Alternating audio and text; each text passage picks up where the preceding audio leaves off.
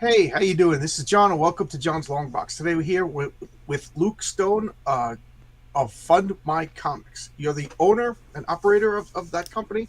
Yes, I am. Technically co-owner. Okay. I own 75% of the company, and my friend Todd Altmans, he owns the other 25%. Oh, cool. So, yeah. You know what's funny? I was talking with my wife about this very topic about crowdfunding the other day, and she's not a comic book person by any means, and she just said, there should be like one company just for you comic book people that you could trust, because she heard about how Kickstarter was kind of like Yeah. politically biased and Indiegogo was shouting.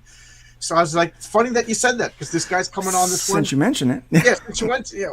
This guy just founded the company. So how long has this been going on?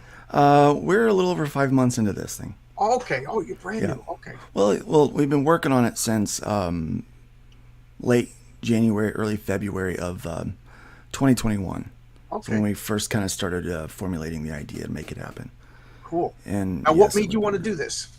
Well, a couple of things. Well, first off, I used to be a pastor. I was a full time pastor, Okay. and I'd been making comic books, and I kind of saw where the world was going politically. I wound up getting sick in 2021, and actually, I said 2021 for the date when we started. 2022 is when we started Okay. developing this website. I wound up getting sick. I got the Delta variant of the virus that was going around, and then I was in the hospital for 5 months. Wow. And so when I finally come home, I realized that I kind of woke up in a weird, like, alternate universe world where things had gotten really crazy. And I I was think I like, woke we're up in a in that universe fantasy too. world. Yeah, I was like, yeah, I felt like, yeah, like Earth 47 or something like that. Not the one that I grew up in. Right. So I was, when we kind of started getting back in the swing and doing things at the church, I realized that, not having leadership for 5 months was kind of a problem. And so we knew that we were going to be having to close the church down. And I wasn't really fit to do a lot of things because physically I was still recovering. And I knew that I was going to pursue doing my art, as a freelancer. I was really going to put a go into my freelance work. But then I started seeing what was going on with all of the crowdfunding issues. First off was money being held, because of community guidelines and things Yeah. like that. And then it was shadow banning. And Yep. so as I was hearing about this, I wanted to make sure that I had an outlet to stay connected with my fans for the work that I was doing. I wanted to kind of become uncancelable, if you will. I Yep. wanted to Yep. make sure that there was not going to be anything that was going to stand in the way between the people that wanted to give me money and their ability to give me that money, for doing what I do. Whether it And you're a be comic book artist too? I'm an artist and a writer. Yeah, so I Okay. do that. That's primarily that's what I do. That's my day job. I mean, I produce pages for people and produce my own work. And I just wanted to, I guess ultimately I wanted to be able to make my comics and be left the hell alone Yeah. is really what I wanted to do, right? And in the process, when we started to kind of build this thing, it came up, hey, Dr. Mask in the house. When we started to build this thing up, it was just intended for me to begin Okay. with. But then we realized Kind that, of like Eric July has his own yeah, platform. really it was that way. But I wasn't real keen on some of the technical things about his site versus what I wanted to do and how I wanted it to operate and things like that. So it was just it's like picking a brand of shoes that you like to wear. Picking a brand of firearm that's your favorite or whatever. It's this. It's all about the tool and what you want to use. So I kept looking through the different tool options to find out what was really going to fit for what I wanted. And in the process, I found a white label company that had built an infrastructure for crowdfunding that I could then, I mean, they would take care of basically all of the all of the hosting and the security They were really big on security because it was their proprietary code. No one else knew it. And and I was looking to hire a development company, someone to write code for me because I'm an artist. I'm not Yeah. a web developer, Yeah. So I have ideas, but I don't know how to implement those ideas, but I am a good businessman. So I know that if I have a good idea, I need to find someone that can make the idea happen, find a good partner to make it happen, right? And so I was doing this on my own for a while, and then Todd came in, invested some money with me, and he has a background in the technical stuff. That's what he does Okay. for a living. So he was able to help me navigate a little bit, and we really were able to zone in on. He came in when we realized that this company that I was using as my developer and hosting company, and we had tested out the base part of their code, like their showroom model, whatever, the factory edition of this thing. Okay. And we're like, this is really kind of robust, isn't it? Like this can handle quite a bit. And so we talked with them about what kind of traffic they could handle, what kind of security things they had in place. That And must be the big thing, huh? that was the big thing, Yeah. really. And because we realized that we had the ability not to just host mine or even a couple of my friends, but we could literally host millions of campaigns through this portal. And we're like, so we spent some time doing some market research and deciding if it was something that was needed, right? Oh, it's needed. Right. So, but you don't want to just, be reactionary that, oh, it's because of political purposes or, cultural war or whatever. We wanted to make sure that our business model was viable, that we weren't just support us because we're not them kind of mentality, or they're doing this wrong kind of mentality. We wanted to be able to be the safe haven for people to go to when they did get banned or shadow banned. But we also wanted to offer tools and an experience that would be uniquely its own and not just different, but in some ways we believe better than the experience that comic book creators were getting on the other platforms. Like we wanted to make tools that were specific for what I would do, because I've done 30 crowdfunding Oh, campaigns. you have. Yeah, since Cool. 2015, we've been doing crowdfunding since the early days. Oh, It cool. feels like through the green site and the pink site and things like that.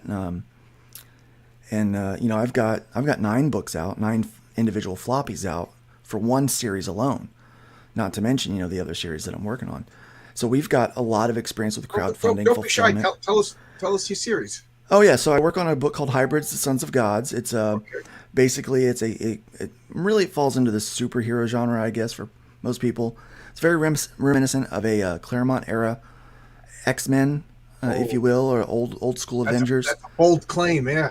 It really is. Well, it's a bold claim, but I kind of feel like I achieve it. And the only reason why I make that claim is because I've been told that by people I greatly respect. They said it really has that vibe to it. The way I look at it is, if you're aiming for that, even if you miss, you're close to that, right? Right. I mean, Good for you. yeah. If you shoot for the moon and miss, you still land among the stars. Yeah. So That's good for you. So it's definitely got that vibe, but it revolves around a creature called the Nephilim, which is an angel-human hybrid that has influenced all of mythology throughout our culture and our histories. I got to change something in my script right now. Hold on 1 second. Yeah, I mean, it's already copyrighted, so I mean, have fun with it. We have a lot of fun with it. I don't know if you see. I had Lady Alchemy, Martina Marcota, here a couple of months ago. She was Oh, on yeah. her, and that's like the whole premise of her comic, that she herself is a Nephilim, and she made a comic about herself. Yeah. Well, I don't claim to be a Nephilim by any means. I do claim. I wouldn't even claim to be a badass. I am more of a fat ass. Really, that's really what fits most. No, I'm just a goofy, sarcastic guy that Join the sometimes, club. just sometimes has a lot of fun. But so it really kind of revolves around that, and that's kind of the basis for where people are getting their So, extraordinary so abilities. and things. you've run I can't even think anymore. You've run crowdfunded comics before. I have, May yeah. I ask what have you used, or you don't have to answer if you don't want to. No, I've used the green site and the pink site. Okay, all right. It Yeah. took me a minute to realize what you're talking about. Yeah, I don't like to say You their ran, yeah, names I know. for algorithm I don't want purposes. to start slamming other people's things. Yeah, I don't. And you Yeah, ran into problems, I'm assuming. I've ran into problems on never on the green site. My only problems on the green site was just the early days of how it worked. I felt like the pink site was better as Okay. far as its functionality. But I have run into problems. I've been shadow banned on the pink site for no reason. I'm not very political. I tried to back a campaign yesterday. I had to go to X, Twitter, whatever the hell you want to call it, Mm-hmm. and ask somebody to send me a direct link to a guy that I consider a buddy. You know. Yeah. Well, I wanted to make something that wasn't based on that, like That's algorithms and good things for like you. that. And I wanted something where one of the things that I discovered in the market research was this that only 5%, and maybe if you include games, maybe 10% of their audience over there is in that genre. So comics and games, right? 10%. So the majority of their money that is coming from somewhere else. Their audience is more vast than what we're looking for. So we get lost in the mix, and there's a lot of comics and games over there. And then when you start working in political crap, it makes it even more difficult. So if we could just have a place that was freedom of expression, freedom of, be able to create, I know what you say. Creative freedom. thank you. My gosh, I need more coffee apparently. I read a lot of Claremont, so I have some telepathy. Yes, you do. Sometimes my mind gets ahead of my tongue. Sometimes I stumble over my words constantly. Have you seen my channel? I watched a couple when someone turned me onto your site. I said I watch a couple while I draw. So I actually watch a lot of podcasts or listen to while I draw. I just find it interesting to listen to people talk about this stuff. It's my world, so I like it. But yeah, so I'm not political really. So there was no reason for that. I just wanted to have a place that's your where we kind of problem. eliminated those things. A lot of the people who use, I'll say the green site, it not being political is political too, and therefore you could be called the enemy. Yeah, you're not yeah. choosing sides, just choosing it. Yeah, I feel like the fanaticism, because Right. I've had live chats with people just recently that are diametrically opposed to me politically, and we've had wonderful, fun, topical conversations about comics and hobbies and everything. I just find it bizarre that if you can't get along with people that you disagree with, then there's like no hope. I will say 100% that you and I will not agree on everything politically, nor should we. Yeah. Nor Yeah, should we. My wife and I don't disagree. I mean, my wife and I don't agree on everything. Right. It's, Yeah. Because we're human beings and we have free thought. I We got have our 7 own brothers and ideas. sisters. We fight at Yeah. Thanksgiving like you wouldn't believe. Yeah, and so it makes no sense that people would get that way. But Fun My Comic has become, people think that it's political because it's what we allow on the site. We have some terms of service and we have some rules for playing in our yard, and as long as you abide by those rules, you're free to do what you want, and you are able to stay independent and run your business the way you want to. And that was one of the other things that that was one of the other things we did. But I also felt like some of the rules that were in place in the other two platforms were a bit restrictive for the kind of business that we run, And if you can't afford to run your own e-commerce site or your own crowdfunding plugin or anything like that for yourself, then I wanted to level the playing field for people and give them the ability to take the politics out of it, be able to present their work in front of a crowd unbiased, and then be able to have the tools they needed and the flexibility and the freedom to really truly run their campaigns that benefits not only their business but also their supporters. So I'm just going to ask you directly, flat out. You would not say no to anybody based on politics. No, not a chance. So No, I'm libertarian and a capitalist, so yeah, I Yeah. yeah. I don't know where I am politically. I don't Yeah, I have don't a know. home. I've said libertarian for years, but then I don't know. So Well, I'm not some of even the going to libertarians are kind of weird, let's but just say that my I wife's like the on a weirdos. spiritual journey and I'm on a political journey. There you go. Yeah. This COVID Um, era really, I think I it here's what's messed my wife funny. and I up. I was a registered Democrat for a number of years, and then they got the way they did, and I was like, I I'm like, My first I'm like, this election, I is not voted for me. Ralph Nader. Yeah, I'm like, this is Clean not me. This is not who I am.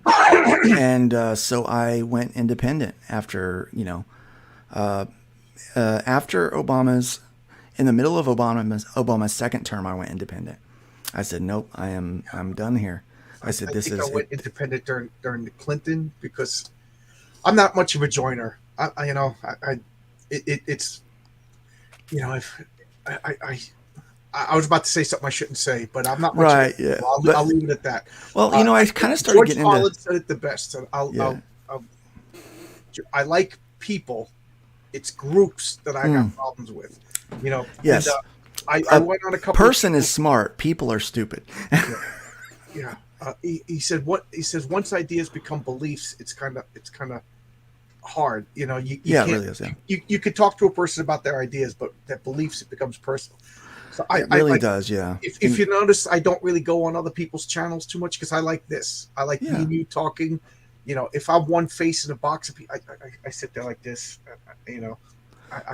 And, the conversation, the art of conversation, I feel is lost. And I started seeing that happen, back in, man, that's been years ago. It feels like it's been a long time ago. And so, yeah, I went independent at that point. And so I'm seeing the political leaning of all of these private businesses, and it just doesn't bode well with me. And I really do like our First Amendment right. I feel like that is one of the most beautiful things that we have in this country. And I want to make sure that they can preserve that right. I don't want anyone to tell me that I can't make my book or get on a platform like this and to speak my heart based on my religious beliefs. And I don't want anyone, and in order for me to preserve that freedom for myself, I have to preserve that freedom for everyone, Correct. whether I agree with them or not.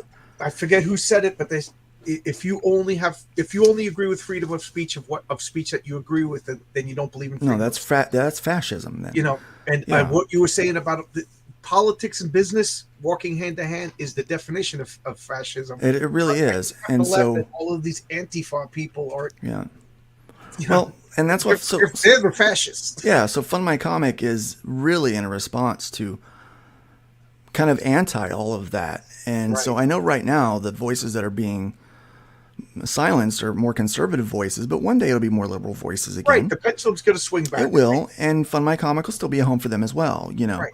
So when Dan Slott's out of work, he could come down to Fund My Comic. It is not about your political ideology. It's about telling good stories and making good comics. And really, for the most part, you look through Fund My Comic and you're not going to really be able to tell the political leaning of the book that's there. There are a few things. Don't get me wrong. There are a few things because they're funny, and they don't have a home anywhere else, But for the most part, it's just good storytelling and good comic books. And that's really all that we're concerned about. And you should have the freedom and the ability to do that no matter what you believe or who you love or who you voted for. It doesn't matter. Like, so you wouldn't reject a comic based on I don't know the political leanings of the message of the comic or no. I mean, if you want to write a totally Marxist comic book, whether I agree with it or not, I mean, feel free.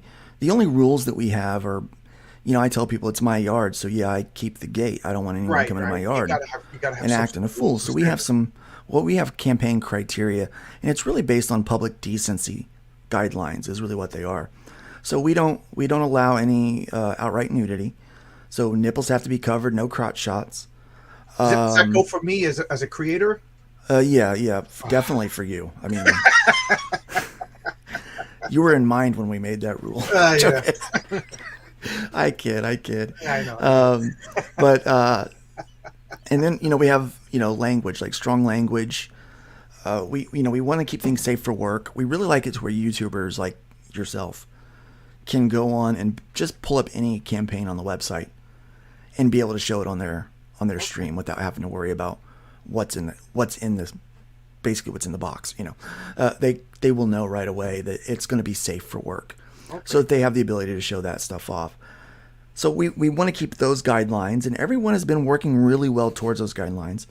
We also have some guidelines that it has to be marketplace ready. You have to have a well thought out idea. Just common sense stuff, basically. And we also want you to have a well thought out idea, and that you have a well formulated campaign.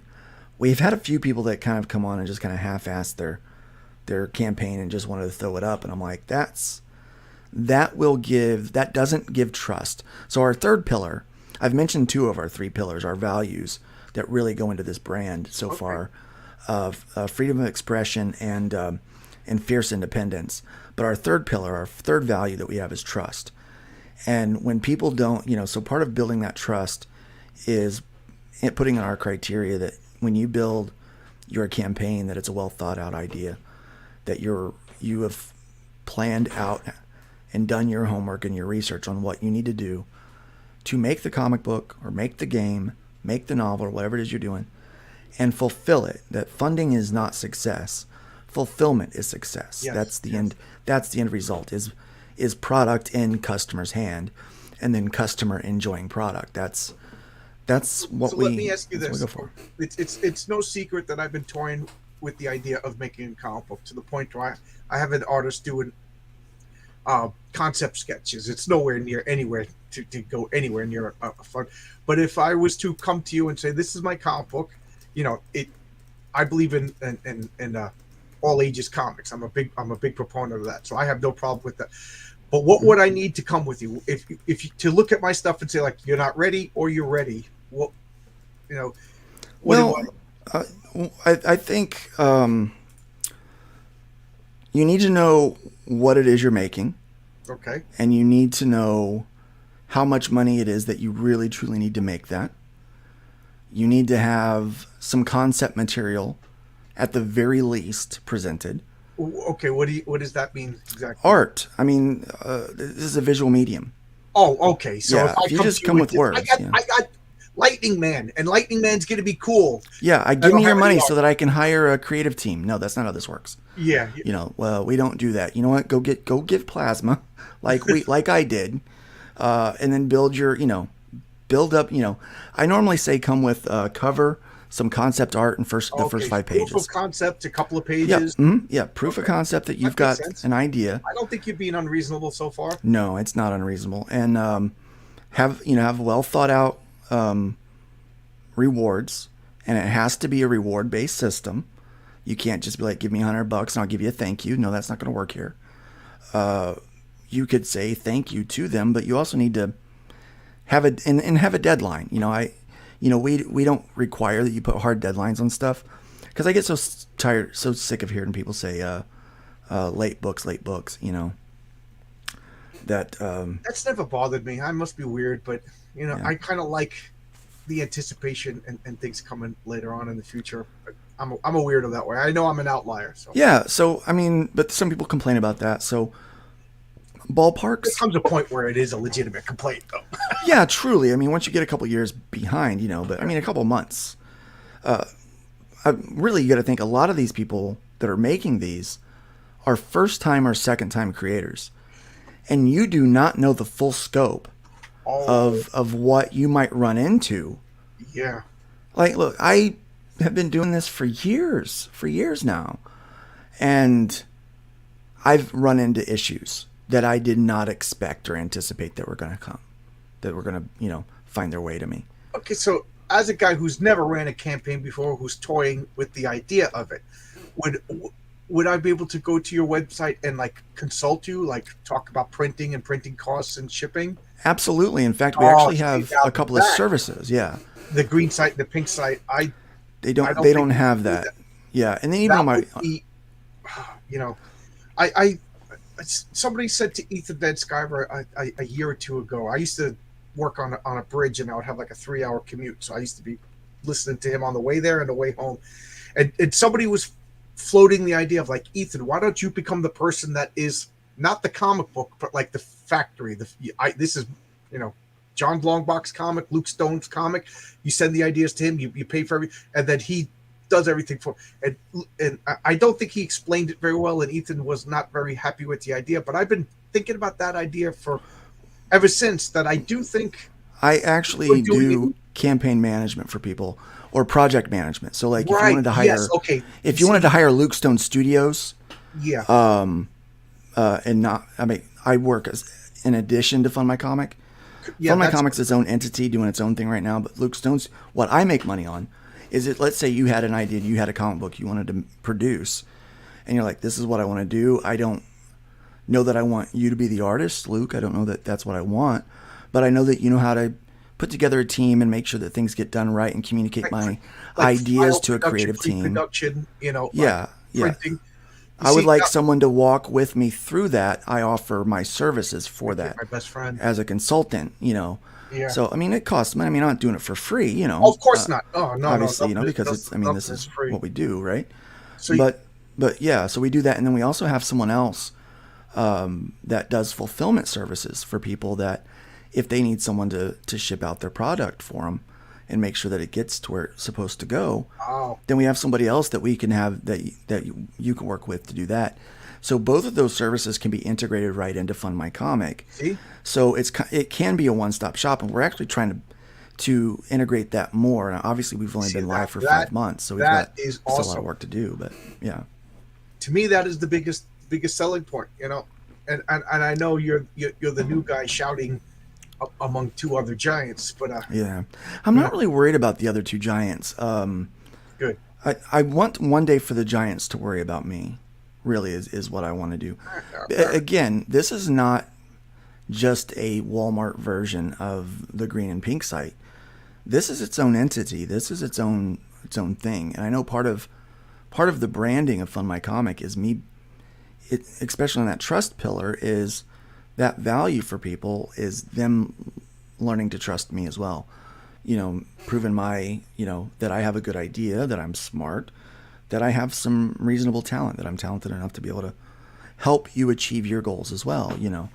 And so ultimately, we know that over time, those things will build because trust comes through relationship. And so this is a long-term relationship that we intend to build with everyone I shudder to say the word community in comics because it's not very community oriented, but it's an industry within the industry, I'll say. Yeah, I don't like, as mean as it sounds, I'm not a big fan of the word community.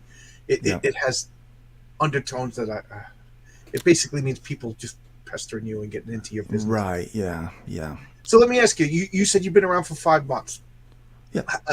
In the 5 months, have people been completing campaigns? Have people been on your site and actually have the comics in their hands? Yes. We've had people that have been fulfilled. We have campaigns that have gone and completed and closed. And I knew that. I actually have comics, but I just wanted to. Right. Yeah. Thanks for asking that question. Hail Nerds Creators Outlet. Thank you. You're welcome. Yeah. I've embraced the nerd term my whole life. Now that it's cool, I'm kind of like, oh man, I wish it wasn't cool again. Yeah, I mean, all of my broadcasts tend to have nerd in the title. At least my regular ones, with nerd bacon on Thursday morning and nerd cap on Tuesday nights. So. Before I forget, send me all the links. I'll put links in the description to anything you want. You know. Yeah. So. Yeah, we've had campaigns that have fulfilled and are fulfilling. I know you have, and I've been very happy with what I've got. So let me ask you a question. What have you backed so far and that you've gotten that really stands out to you? On Fund My Comics, of course, it was here yesterday, and I just put it away. But I just backed Smokes. Oh, okay, yeah. And the Mythicals. The Mythicals, yeah, that's a good one. Those are the two that I backed on your site. I'm late to the game. I just found out about it through Justin Belmont. You know. Oh yeah, wait till you get a load of some of the other stuff that's on there. I know. There's a lot of really, really good properties over there right now, and I mean, just really, really cool. See, I like what you're saying. You're a creator yourself. You're a comic book fan. Let's talk about that for a second. Sure. What did you grow up reading? I'm always kind of fascinated Oh with this yeah. stuff. So my first You got comic a books I Star got Wars when I Marvel was shirt on right now. yeah. So my first comics that I got when I was little. I didn't really know much about comic books. I used to get up and watch He-Man early in the morning, and right before my dad would go to work, and he had a one of his coworkers that would carpool, and so he came to pick him up one day. He came in to grab some, grab some coffee before they headed to work, and he saw me up at 5 o'clock in the morning watching He-Man. He's like, "Man, your kid's up early." He goes, "Yeah, he gets up every day to watch that show. He loves it." And so I guess his partner got thinking that maybe I would like comic books, so he sent some comic books home with my dad. And I mean, I'm young, I'm 5, I don't read. Yeah. So he gave them to me, and they wound up. I would look at them occasionally, and kind of enjoy them, look at them. But my mom was like, "Well, I think comic books are supposed to be worth money one day," so she kept kind of putting them off to the side or whatever. So I didn't tear them up as a wee lad, and but I was always enamored by them. Then when I got to be about 9 or 10, I started looking at them more, and then I started really collecting when I would turn 11 and 12 years old, when I was working out, doing lawn care and stuff like that for people, and I had my own money to spend. I'd ride my bike over to the comic book store and buy comic books. Yeah, I And love so these stories. X-Men, Spider-Man was my favorite. The Hulk was always my favorite. The Secret Wars run with Mike Zeck was hands down a pivotal series for me as far as a fan and as a artist. And yeah, I just fell in love with all of that. It was so And then much as I fun. got a little older, about 13 or 14, I started to find the indie stuff. I had gotten my hands on an old Zap Comics, and this black and white kind of independent, do-it-yourself vibe really spoke to my personality a lot. Yeah. As I'm really an F the establishment kind of guy, and I don't know why. Like, I do. I get that from my dad. He was totally that was him. But yeah, so I just I think I noticed someone mentioned TMNT. I think the reason why I really started getting into comic books because I really got into the Ninja Turtles, and then I found out that they started as a comic book, and then I got their comic book. And I was like, man, that's so awesome. That's even better than the cartoon. I tell the story that I was working in a comic book store at the time, and Teenage Mutant Ninja Turtles. I remember, I'm sure my memory's either messed up or maybe my comic book guy put them on this, but I remember Love and Rockets #1, right there, Teenage Yeah. Mutant Ninja Turtles #1, and I picked them both up. I bought the Love and Rockets, and I put the Teenage Mutant Ninja Turtles down, and I was irrationally furious. I was like, these guys are making fun of comic books. This guy's making fun of Frank Miller. This He guy was, yeah. and I It was was like, parody. Yeah. this is my stuff. You can't make fun. I was like so protective. I put it down, and I never bought a Teenage Mutant Ninja Turtle. And I'm so mad that I had that. Kicking yourself, aren't you? Yeah. Oh my God. Especially now when I was looking, I wonder how much it is to pick up for. It wasn't really making fun of. It was I more know. homaging. I know. Kids are stupid. Yeah, but I mean, it was great. I loved what they did, but I loved that I was into punk rock music at the time. Oh yeah. Sex Pistols, things like that. I mean, this is the early '90s. And I mean, I'm every I'm a Monday Gen I'd be Xer. showing off my record collection, all my punk rock Yeah, records. you know, I mean, I'm total Gen Xer. I'm like, that was just Where'd you grow up? uh, Indiana, Okay. right about 50 miles north of Indianapolis. Just not a lot around there. It was a factory town. They made Chrysler transmissions there, and so it was not a lot to do. Yeah, Ramones, Sex Pistols, Black Flag. Yeah, I Uh, grew up. I'm a Long Islander. Grew up in Long Island, and every Sunday went from like when I was 15 to about 18. It was CBGB's Hardcore Matinee. CBGBs. Oh my gosh, I was just about to say that. Yeah, me and Um, my buddies would go there all the time, and then we picked up instruments and played in the garage, and yeah, it was a lot. We never went anywhere, but it was a lot of fun. yeah, it was that whole I don't need a record label. I'll start my own. That Right, whole, right. The all Discord. of that That was the just first time the so, DIY. it just so appealed to me. And it's been a part of my nature ever since. And I really, when I was 14, 15, I wanted to work at Marvel so Yeah, bad. And yeah. now as an adult, I'm like, you couldn't I even, wanted to work at Marvel so bad. I made no bones about it. I told everybody about it. And my mother went to a wedding. Her woman that she worked with was marrying Mike Carlin, editor at the time. And my mother goes up to him at the wedding and says, "Oh, my son John wants to draw comic books." I don't want to draw. I can't draw. I wanted to write comic books, but my mom, he's being nice to this old crazy lady that he meets at a wedding. And I was like, I got to thanks. answer this question. Ask if I like any Christian punk. So I Oh, grew up I was doing Christian music. And that's why I took so long to get into comic books, because I was a fairly adept musician and singer. So I was pursuing a career in music rather than comic books for a while. That was kind of my dream. But yes, Broomtree, Dogwood. I did like MXPX. Uh, Big fan of POD. Uh, I mean, wow. let me try to go, try to remember a few other ones. Um, there's a band that I really like called John and Q Public that most people don't know, but I really like them. I liked like a lot of really obscure underground bands. It was just it was fun. It was fun. In fact, this last Sunday I just went and saw Skillet. My You know what? It's funny. My wife was just talking about Skillet yesterday. Yeah, somebody asked, "Well, what's your favorite Skillet song?" I said, "They don't play it anymore." They go, "Really?" I said, "Well, what is it?" I said, "It's I Saw Angels Fall Down."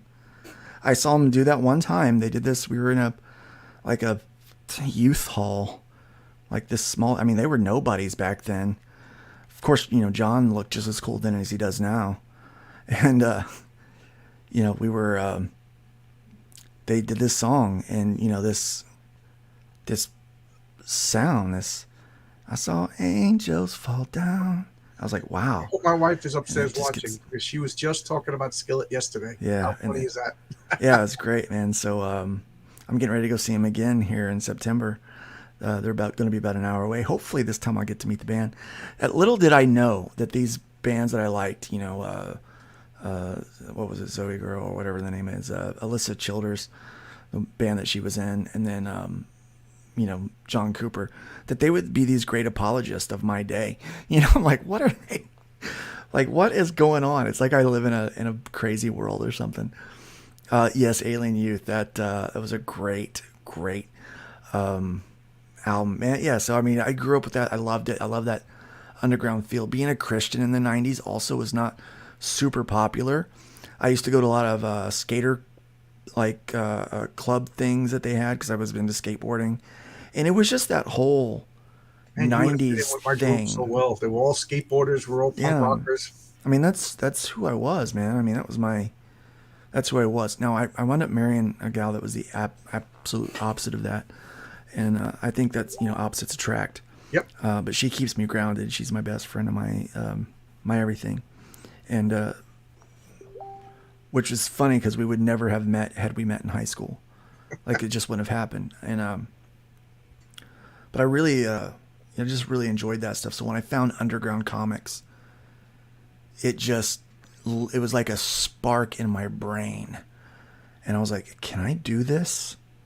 Like I was like, I think if I ever do this, I want to do this. I want to be the anarchist comic book creator kind of thing. Like I like this idea.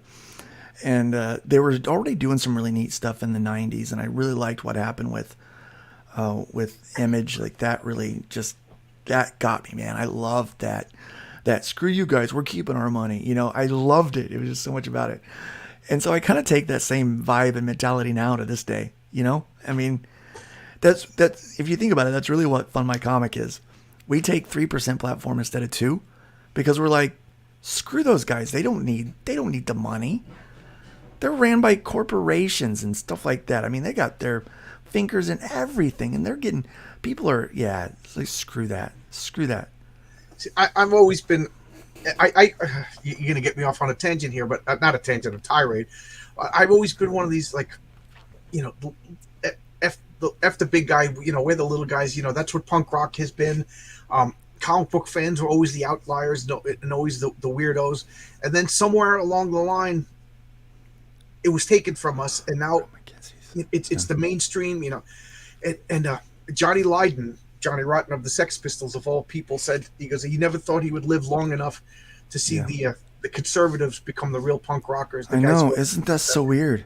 But it's true. Yeah, I'm a union construction worker, and during the whole COVID thing, everybody was like, spouting off big pharmaceutical rules, and I'm like, when did you union guys become pro big pharma? I mean, Yeah. I know I got a gray beard, but didn't we you used to sell your think soul? that business and pharmaceutical companies were the bad guys?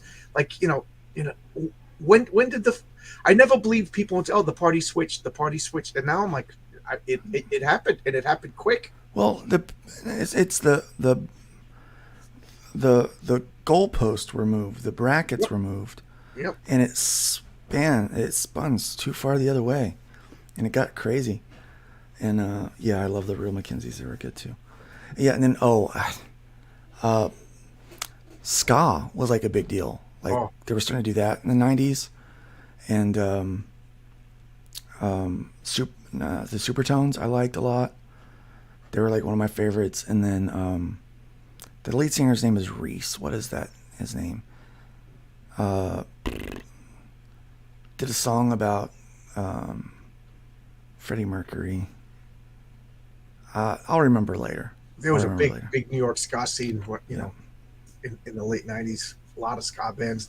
Then my friends moved to California, and we'd go visit each other and see all the ska bands. It was a lot. And I lived in Albuquerque, so all the bands going back and forth. We'd stop in Albuquerque. Makes tops, man. Yeah, and we had a huge, very vibrant music scene where I grew up. So it was. So yeah, music kind of took over, and I was really into comic books and drawing and stuff. But one of the things that I noticed was my ideas for stories and characters and comics were kind of over. Like, people didn't really get into that as much. They'd like, oh, that's nice. But when I would play something on guitar or sing, they perked up. They thought that was impressive. And I'm an entertainer, I guess. I like to make people entertain, like I like to impress them, make their day better, make them smile. One of my big regrets is I never learned how to play an instrument. Man, I loved playing guitar. I can't play guitar anymore.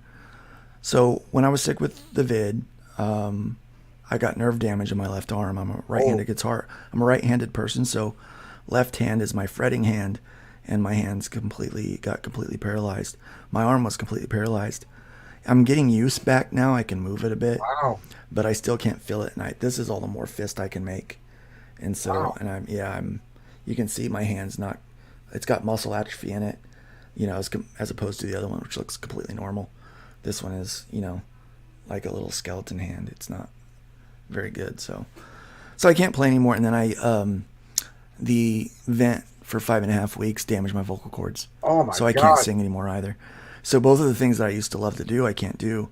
And so when I moved to Florida to take over as a youth and music pastor at a church, and then I eventually become the lead pastor of that church, I always wanted to find a band to play with, and I couldn't really. And a friend of mine by the name of Gary Dale, his brother Jeremy, in our friend group had been drawing for IDW, did G.I. Joe, and had his own creator-owned project out under IDW, and I just kind of lived vicariously through the idea that one of us in our friend group was doing comic books, so I didn't have to. One of us made it, no big deal. So as I'm sitting in Florida, I can't find a band to play with, and I'm bored. I need a hobby. I can't, because I'm not working all the time. I'm only working about 45, 50 hours a week. At best, we don't have any friends. We don't know anybody. Family's up in Indiana. We're down in Jacksonville, Florida. So we got nothing. I got TV, and I don't really like TV that much, And I'm looking for a band. I can't find one locally to play with, unless you play like covers or metal or hip hop. And I don't want to do any of that. It wasn't my thing at all. And so I was thinking, well, maybe I'll do the comic book thing again. I'll just try doing that. That'll, a little hobby that'll, occupy some spare time. And I remember it was November, and I saw a message on Facebook that my friend's brother, Jeremy, who was just a few years older than I was, had gotten some con crud, gotten sick. And then while I was at home, he was real sick for a few days and wound up passing away. Oh my God. Yeah. And it shook me. And I remember talking to Jeremy, and I'm like, man, I'm so sorry. I didn't even know Jeremy that much. I knew Gary very well. Like, Gary and I were friends for a long time because we were the same age. And I just remember I kept crying for him, and then I started, like, you really start to, get pensive when you think about these things, mortality and things. And I said, I don't want to have gone from this plane to the next without having done something that I really wanted to do my whole life. So I decided I was going to make the comic books, and I tried to find a publisher, and I was having trouble. And so I decided to self-publish, take that old mentality, that old 90s, the old punk rock, do it yourself kind of, I'll climb the mountain myself. And so I started a company, and then I wound up taking over as the lead pastor, which took me off of doing that for about 1.5 years. And then I kind of come back in under another publisher. Somebody else wanted to pick up the property and publish it for me. And then I wound up leaving them to kind of go out more independent. And I teamed up with Arrow Comics to make that happen. But this whole time, as I'm doing this, I started realizing that I can make a little money on it. So I wanted to make it kind of a part-time business so that I could make ends meet a little bit better. And as time would go on, I was noticing that my church was really, it was an older congregation, and that it was, I probably was the hospice pastor, and that was a tough thing for an entrepreneurial kind of guy to deal with. So in order to be able to manage the expectation that one day my salary and stuff that they pay for, I'm going to have to probably take this on myself. I started trying to swing from being a full-time pastor, part-time artist, to a full-time artist and just do the pastoring stuff for the love of it, right? Okay. And we were on our way there, and then I got sick in 2021. And then I was just kind of thrust into having to do this. So,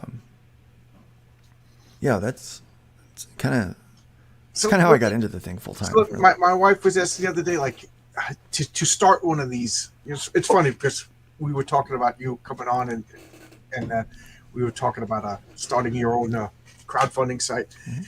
So I have no idea what you got to do, and she has no idea what you got to do. So we were just asking each other questions. So these are good questions to ask Luke. So, I mean, do you have to have like deep pockets? Do you have to know a lot about computers? Like, is it just do it? I don't have any of those things. Okay. I do have business acumen. Okay. I was the youngest manager. Okay. In the district for Advanced Auto Parts. I was the guy that went around and fixed failing stores, so I knew how to market. Oh, okay. I knew sales very well, so I understood that in order to be successful, you have to have a successful team. You have to have a good idea, a well thought out plan, and a solid team. Like, that is your biggest asset. And so I did have a severance coming from the church, and so my wife and I decided to invest some of that money, where we could have just lived on it, but the other option was let's invest this to get this going.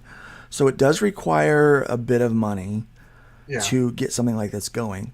And to be honest, the majority of the money was not even really spent on development, which a lot has been spent on development. Because remember, I said that we started with this out of the box kind of code, but it wasn't what I wanted exactly. So we've paid them for a couple hundred hours of development already. You know, you got to think the average development hour is anywhere between $100 and $200 an hour Okay. for a developer, for a development firm. So if you're doing the math, we've spent a lot of money on this project already. Okay. And so that money has come out of pocket, off of credit cards, off of out of that severance that I got, you know, for the church closing. They were generous and helped me out. So you do have to have that, but a lot of the money and time was working with lawyers and accountants to make sure that all of your legal documentation is in place, because it's so easy to get sued in this sue-happy environment that we're in. I never even thought of that. I never even thought. Most people with big ideas don't. Other people, yeah. Again, most people with these, you know, big ideas, they don't, and that's where a lot of them get in trouble. So I apologize for that.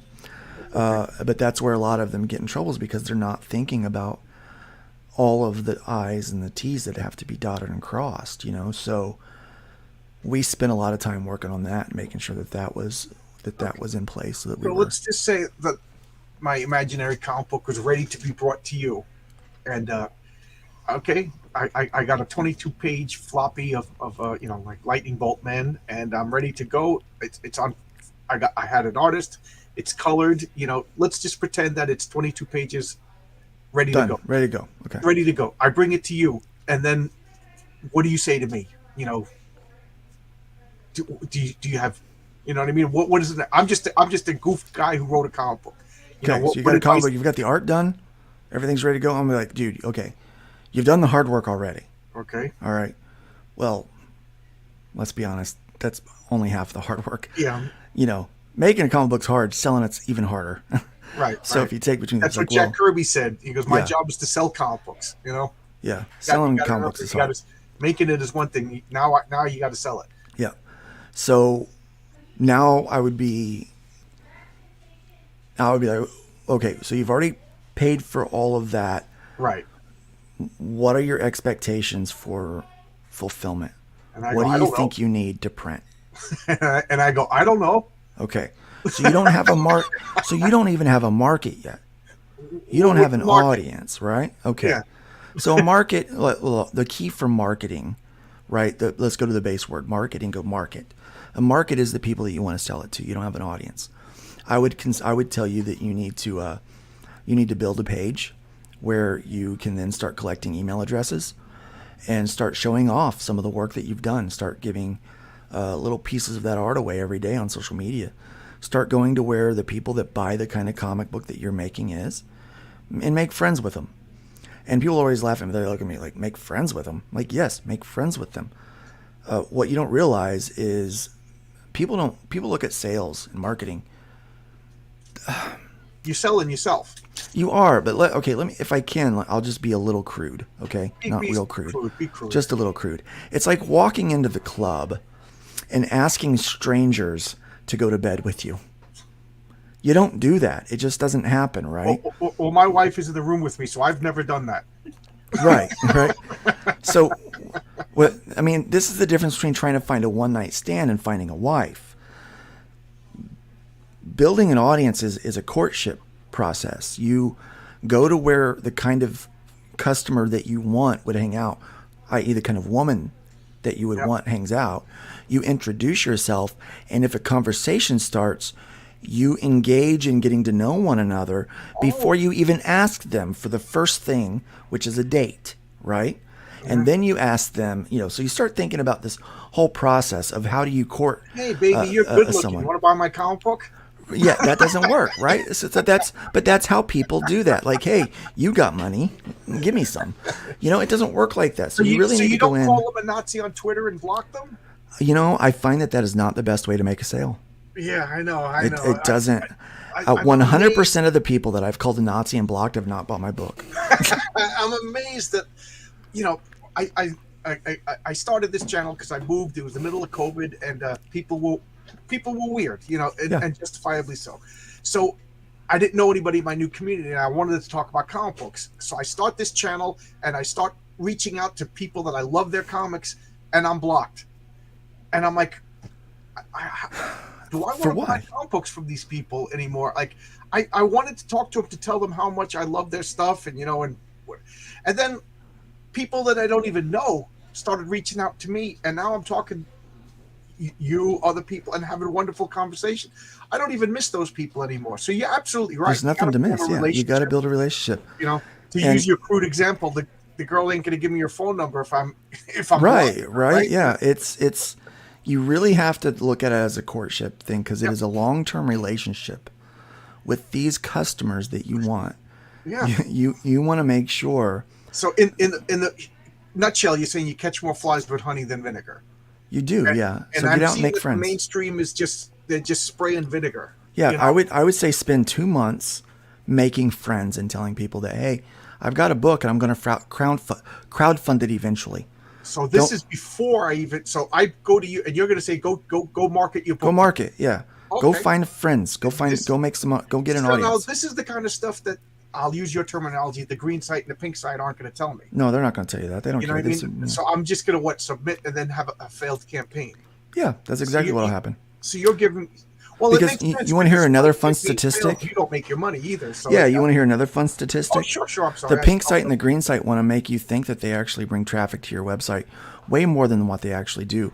The truth is 70 to 90% of the traffic that comes to your campaign to buy your book, you have generated either through interviews or friends or some kind of marketing campaign that you have done yourself. I When the pink site gives you the percentage of what they actually bring to the campaign, they break it down. One of the things they have is the IGG search. It's really important that you understand what IGG search is. That's when someone goes to the website and they go up to that little search bar at the top and they type in the name of your campaign to go to your page. They didn't explore because they also list explore. People that find it during the exploration process, I'll tell you that right number is now, small. 0 times have I went to the green site and the pink site and said, I feel like buying something. Let me look for something like I'm Right. shopping. Every 0. time you've gone, you've typed in the Because I name of went what there you want. because somebody else did something interesting, or somebody that whose opinion that I respect said, "Hey, this you should check this out." And you didn't have the direct link, and you went there and you searched by the campaign name to find it and you backed it. Those sites take credit for that. Okay. So they will list search. Oh, I got what you That's said. their percentage. So me going to imaginary site number 5, and I said, I want to look for Luke Stone comic. Type in Luke Stone comic. It comes up. I back it. They're going to tell you, That they generated those funds for me. nah, that was all me. That was me, baby. Oh, yeah. Yeah. Okay, And not at I all. didn't know that. Right? Okay, that's So, it. and you found out about me through a Twitter post or Yeah. a YouTube video, work that I did. Yeah. Not work that they did. That was work that I did. That's So they're even lying about those numbers. They're being disingenuous with you when they tell you how much traffic they bring to Because your campaign. 0 It's just not times true. have I ever just said, I feel like shopping. I'm going to go Right. to here. And, So I don't think it's right to, number one, take 5% from someone on a relationship predicated on a lie. Because that's what it is. It's a lie. It's a lie. They're saying that they're bringing that traffic to me, and they are not. 70 to 90, especially when you cut out that percentage. A couple of my campaigns, it was less than 10% was organic traffic from those websites that came to my campaign because I was hosted over there. yeah. We're doing at least that good on Fun My Comic right now. We didn't think we'd be doing that good for a year. We're 5 months in. We're already doing that good. I think it's a necessary thing. Once the other sites start shadow banning, like I don't know if you know RJ from the Fourth Age. I'm very friendly with him. He Yes. his comic is shadow banned. Look at his comics. They're wholesome, There's no good reason comic, top quality. Why is he shadow banned? The book Frog makes no G. sense. He is the most inoffensive person on the planet. The book Frog G, which is an all ages comic book about a frog that, is a mechanic that fights a sorceress or something. Very wholesome. Nothing wrong with this book at all. Shadow banned. And yet on the pink site, and yet they still claim that they were bringing organic traffic to his site. Well, how? To his campaign? How did you do it? I find that to be amazing. So here's another question. I rarely do research before talking to people, but I find what you're doing is very important. So I wanted to Yeah. ask you support. So let's just say I bring my imaginary Lightning Man comic to you. You tell me to go out for 2 months and do some market, and now I'm ready to do it. Excuse me. And I put my comic on. Now I raise the money, everything's going good. Would I then be able to go to the other sites, or am I? Oh, absolutely. You can go to the other Okay. sites at the same time if you want to. Okay. Yeah, you can run 3 simultaneous campaigns on all 3 Okay, sites if you want. I don't advise it. You'll I'm not planning on doing it. I'm just you'll asking split questions. your audience. My best advice to anyone is bring the 70 to 90% of the audience that you would have brought on your own to fund my comic and keep 2% of your own money. Instead of paying 5% platform fee, pay the 3%. Keep more of your own I money. misheard what you said before. Okay. Yeah. Okay. And then go to the pink and green site and run cleanup. Everybody else that you One wouldn't at have a got, run time over there. is your advice. One at a time. Yeah. Yeah. Okay, that makes sense. I like. Plan to run 90 days. I'm sorry. Plan to run 90 days worth of 90 campaigning. days. Yeah. Now how now like for why can't I think of the term? Stretch goals and things Mm-hmm. like that. How would you advise that? Again, Have them I'm just picking your pre-planned. brain. Pre-planned and know what you need. Really consider price. Really consider price of manufacturing. What's it going to cost to ship those things?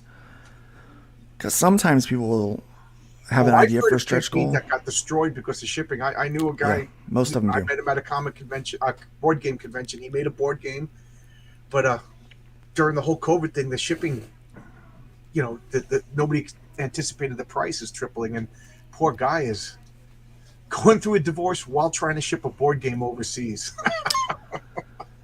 Yeah, shipping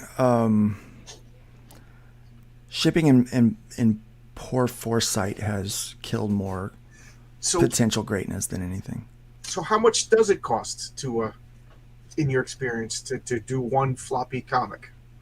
One floppy comic, if you've already got the artwork done, let's say it's just a 24 page. You said it has 22 pages. You're probably going to do. Well, it needs to be 24 pages interior plus cover, so you'll need to add a couple of pinups in there. That will you could probably get that printed for around the $2 mark. So I would estimate your first campaign, be really happy with 100 backers, be ecstatic with 200, plan on printing 200 books as your baseline for what you need. It's going to cost you about $8 a book to ship for Gemini's bag and board and postage. And so plan that each backer is going to cost you $10, maybe $12 to be safe. So you need to raise $12 per backer at minimum in order to make that book printed and shipped. But you also have to consider the fact that you're going to have transaction fees from the bank, which are 30 cents plus or 30 plus 3 or something like that. It equals out to about 5%. And then you're going to have your platform fees, so you have to work that in. And this is not paying the artist, not paying the colorist. No. This is just a finished book. This is just breaking even at the end. This is the kind of information that the pink and green guys are never going to sit down and talk. No, they're not going to talk about this stuff. This is worth its weight in gold. Thank you. Yeah, they're not going to talk about this stuff. But yeah, and then so, you figure out what the fees are going to be on that, and then so you imagine, minus whatever 10%. I would just take 10% basically. So so let's say for instance, in order to print 200 copies, it's going to be $1,200. In order to ship those, I'm gonna I need if I'm going to make $1,200, that's I think I'm going to get 100 backers, so that's $12 a backer. So that works out, so if I but I need more than that, so I'm gonna have to add shipping on top of that. Man, you're very knowledgeable. How, Yeah. how much is John Byrne costing a page rate right now for my comic? I don't know John's I'm John's joking. rates. Unfortunately, John unfortunately, Byrne, I'm not. he doesn't even talk to peasants. Yeah, he doesn't. There is a 1,000% chance John Byrne does not know who I am, Yeah, nor will well, he ever. Yeah, I went to his website because I've been, like I invited you to come here. I've been going around to people that I like, just, take shots in the dark. Like yesterday, Catherine Ironwood. I called her up. I found her phone number online. I called her up, and next thing you know, we're doing it. great find. So I got John Byrne's contact information just to. I was Just to hear hoping him he say would no, answer the phone right? and yell at me. I mean, just to hear him say no, right? I mean, that's worth just to the yell at me. that's worth the time for that. But yeah, so then you figure out your fees, and then you need to pad it because you got to think of, well, if I need this is my minimum amount, they're going to take these fees out. So add more than what you need there. But of course, when you bring more money, it cuts the fees more. Where people get really messed up with their campaigns is they think that it's a fixed price model, but it's a variable price model. The more backers you get, the more expensive your fulfillment is going to be. And so it's not, when you start adding stretch goals, now it's not $12 a backer that I need because of shipping $8 Right. and printing $2. Makes Now things- it's more posters than, cost extra. yeah. So the posters are costing more, the patches are costing more. You add that in there, it increases the amount of the weight to the package, so it could make it from an $8 worth of shipping and handling to now it's going to be more like $10 shipping and handling. Plus the So cost you to make that. right, and then you've got fees that will come off of that because your total dollar amount, your fees are generated off of the total dollar amount. So then you're going to have to always shoot high. If you think you need $1,200 Now, do you have like to a do it, fixed shoot for rate? Like if say I just say $5,000 and then I don't reach $5,000, is it canceled or is it a yeah, we have 3 different funding modes. okay? So we have keep it all, which means you're going to get the money no matter what. And the best part about the keep it all is that we can actually do payouts early. Okay. Yeah, so we actually will do payouts. We schedule them. So we go into the system, and as soon as the money's available to go into your bank account, the system will trigger for it to go in. Okay, we do those on Tuesdays. So, and then it, however many days it takes for it to hit your bank, then you get I notified, can process it. Yes. right? And so that way you can use that money to pay for your artist, like if you really need them for production, to go ahead and start buying things in case something gets on sale or whatever, like, oh, they've got a sale on Gemini, so your bags and boards or whatever, someone's, Sticker Mule's running a special on stickers. You can go ahead and use some of those funds to pay for that. Then we have the all or nothing, which is we process those payments just like the green site. So it holds the transaction in our system until you hit the funding goal, and then you hit the end date. So if you've hit the funding goal and the end date, it will then trigger a process where we pre-authorize all of the backers' cards to let them know that the money is coming out. And then if it triggers that it's not coming out or something, like I don't have enough of my card, it notifies them so that they can fix it. And then 5 days later, we finalize the transaction. So you have a 5-day grace period to fix the card problems. Okay. And so that's how we work. That's how we do those. And then we have a storefront, what we call a storefront. And we did call it a continuous campaign, but we've changed the language to storefront because I think it helps Storefront's people. friendlier. Yeah, it helps people understand better what that mode is reserved for. Yeah. So that's kind of self-explanatory. Yeah. Yeah. So and could you use PayPal or is it just credit card? Well, no, it's just we run through Stripe, Stripe.com. So it's the same company that Pink and Green both use. Uber uses it. Lyft uses it. Pretty much everybody uses Stripe for payment processing. We wanted to go with someone that was trusted and someone that doesn't really have a track record of allowing politics to keep them from doing business Yeah, with people. that's smart. That's There's smart. been a couple of instances where people have claimed that it was politics, but it turns out that it was not. It was some violation of the terms of service. Okay. And so that was part of the thing that we had to do when we made our terms of service. That's what I was going to ask you. Are your terms of service clear and I can find them? Yeah, they're right on the website, but we had to make sure that we didn't contradict Stripe's terms of service. Because You don't want to conflict with them. Yeah, and we had to make sure that we didn't conflict with our developers' terms of service. We had to make sure that that And this is whatever what we legal, said to our client and was this is why going you to paid the work. lawyers. Exactly, because Yeah. whenever we establish a relationship with our client, they have to trust that we're going to be in good standing with our partners, right? And vice versa. Okay. So they have to be able to trust us in that. So it's a lot of work, and it's a lot Yeah. of it's a big giant puzzle that you've got to put together. And Sounds so cool. yeah, anybody could go out there and find the company that we use and go for the very base level of crowdfunding website stuff that they have, and you're not going to pay very much out of pocket to get started. But you're not going to have Fund My Comic, and you're not going to have a viable business plan. Before I Yeah. met you, I like I said, I used your service twice so far that I remember. I think there's a third that's escaping my mind, and I was pleased. It was easy to navigate. That to me is the I've gone and looked for stuff on other sites. And I don't know. I guess I'm not a boomer, even though I look like one. I get frustrated easy, and then I'm like, well, that was an impulse buy, and I'm not going to buy it now because the website itself was incomprehensible Yeah. or it wasn't user friendly. Yours was good. Thank I you. went on your site. There was nice pictures, nice graphics. Things changed color when I clicked on them. All the stupid little things that made it easy for a dumb guy like me to use. I've only had one person email me and tell me something about something was a bad design on part of the user interface, and I'm like, well, first off, that wasn't design. It was total user error. Like that's what it was. It was But just something that you can have 20 people that love you. 20% of the people love you no matter what. 20% of the people that hate you no matter no what. matter So what. you fight for I 60. got to focus on that 60. Yeah. Like really what they want or Yeah. what's going to work for them. Now So let me ask so, you: yeah. when this person emailed, did you call him a Nazi and ban him? No, I said thank you for your input.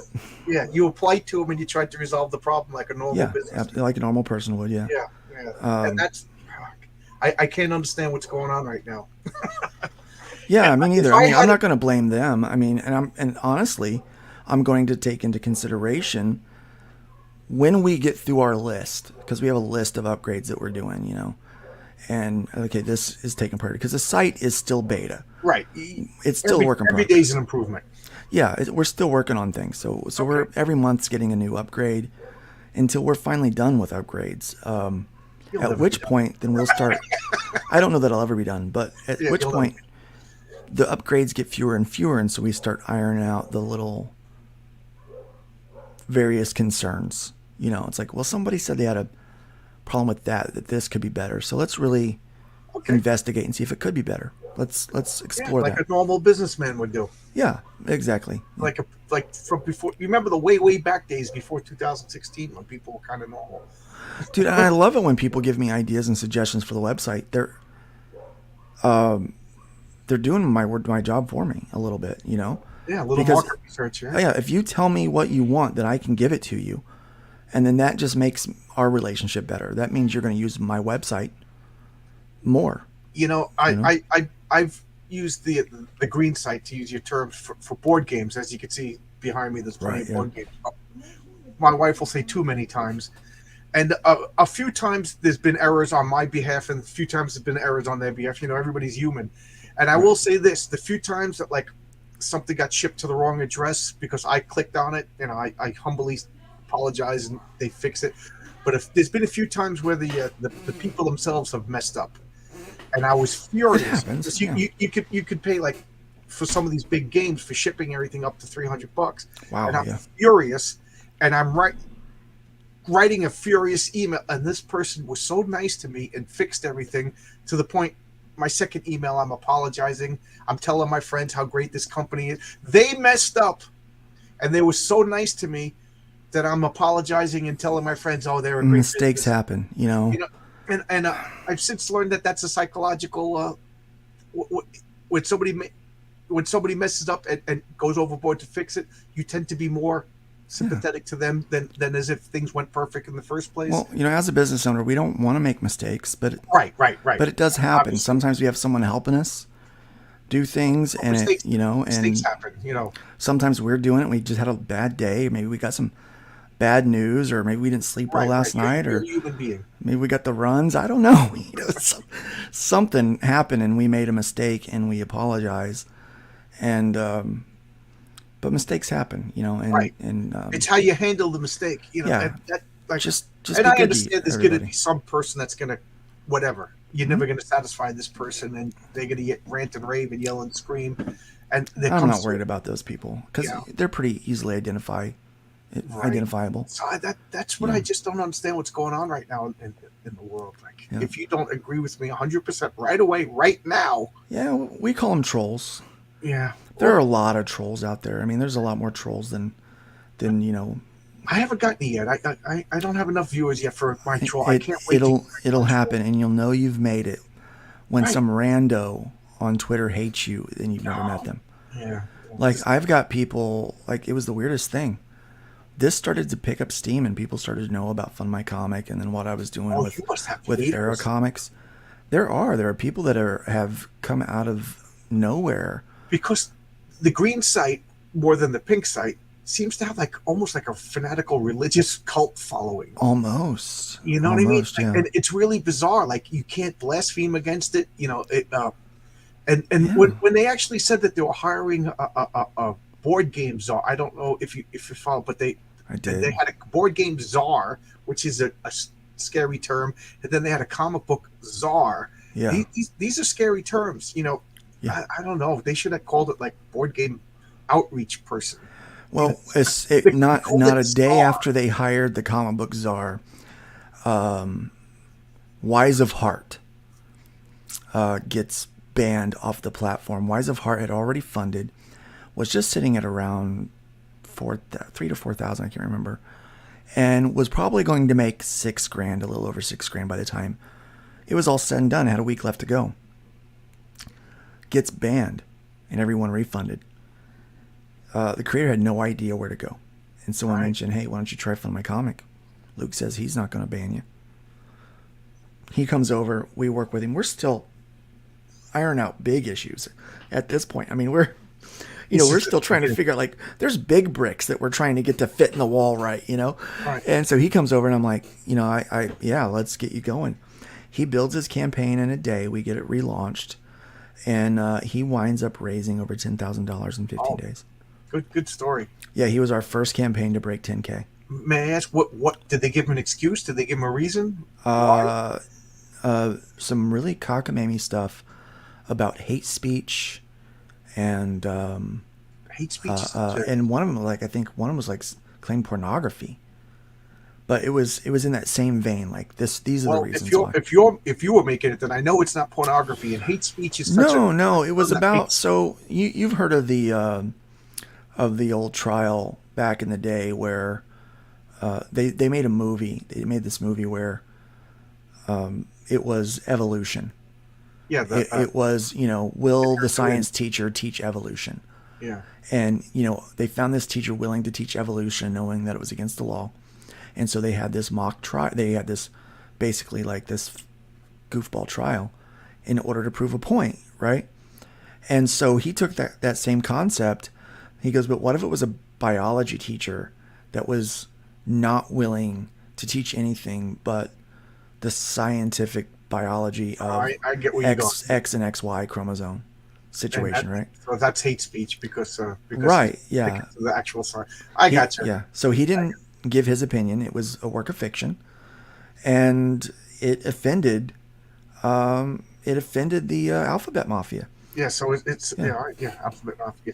So is the comic still on your site? Could you still is it Oh no, he's funded and it's closed, and he's in the process of fulfillment already. oh, Yeah. good for him. That's a good story. Yeah. Yeah. Inherit the Wind, and it was the the Scopes Monkey Yeah, Trial. this monkey trial. Yep. Mhm. And that's where the phrase "I'll be a monkey's uncle" came from. Yep. Yep. If that's true, I'm a monkey's uncle. Well, okay. I've seen your nephew. Oh wow! The argument could be made. No. I tease. So this is great. I said this at the beginning, and I'll reiterate that I think it's an important thing that you're doing. A politically free site that you could go to. You have easy to understand and read terms of service that are not purposely misleading, so that they could be misrepresented, so Yeah. you could take out the hammer and force it. So that What? have you? Let me ask you this. I got to ask you this. Have you banned anybody? Have you started a campaign and then told somebody, "Oh, nope"? We have not done that. Okay. We have banned 2 users. One user came on and was spamming. It was a stalker of one of the campaign managers that we had, Okay. and spammed his campaign with nasty comments. And so we banned that user. And then we had one other user that was messaging people that they were a Fund My Comic campaign specialist, that Oh they my could be God. hired to consult for their campaign and help I didn't promote even it. think of that, but now that you said that, I could just see scammers coming out of the woodwork. We didn't think we'd get A guy like scammers me until who's next year. nervous and doesn't know what to do, and next thing you know, I'm. We didn't think we were going to get scammers till next year, right? Oh my God! So we got them already, and I laughed. I thought it was great, and I said, "But how we got caught was he messaged me because I have a campaign Did you ever on think Fund you My had- Comic." You had a good idea. So he's like, "Yeah, I'm a campaign specialist," and I'm like, "The hell you are! I will tell you what you are. You're Yeah, I didn't hire you. breaking out the ban hammer." Oh, You know? I'm like, yeah. I didn't realize we had Fund My Comic I didn't even think I was yet. Yeah, I'm still learning this thing. that's it. No, Oh, it's God, it's yeah. funny. Yeah. So we I don't we think got like rid of that. him, yeah. I don't think like that. Yeah, and if people bring to my attention that there's bots that are coming on there trying to scam people, then we'll ban those. But no, we've not taken down any campaigns. We don't intend to. If you make it you past don't want to.